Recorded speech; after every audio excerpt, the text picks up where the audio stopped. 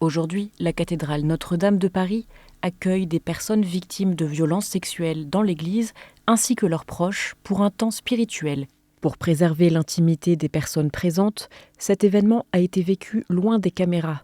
Certains participants ont accepté de partager leur expérience à la sortie. Pour moi, c'était important de venir ce matin pour déjà montrer que je suis plus forte que ce qu'il m'a fait, que mon agresseur, il est décédé maintenant, mais lui montrer que finalement, il ne m'a pas mis à terre, que j'ai fait comme Notre-Dame, je suis remontée sur mes deux pieds, Notre-Dame est remontée sur ses deux tours.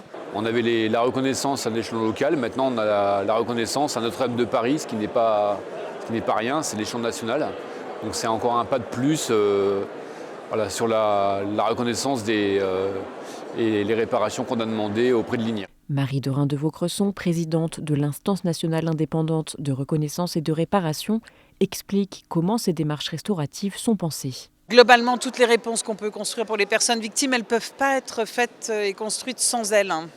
Et en particulier quand il y a une dimension liturgique, spirituelle, religieuse qui vient provoquer chez elles, souvent réveiller des réactions liées à ce qu'elles ont vécu quand elles étaient enfants, ce qu'on appelle la réactivation des psychotraumas.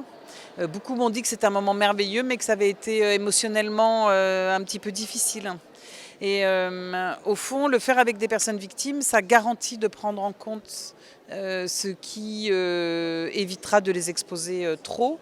Et puis ça permet aussi, on l'a entendu ce matin, d'être sur des cheminements qui sont variables. Il y a des personnes qui n'ont jamais rompu avec l'Église. Il y a des personnes qui sont rentrées dans une Église pour la première fois depuis 30 ans. Elles n'étaient plus jamais rentrées dans une Église. Elles sont venues ce matin. Et ce matin, ce qui était proposé à Notre-Dame, c'était aussi des petites pierres, un espace de rencontre qui permet de remettre une vie de foi pour ceux qui le souhaitent au cœur de leur vie, dépassant ce qu'elles ont subi de ce point de vue-là.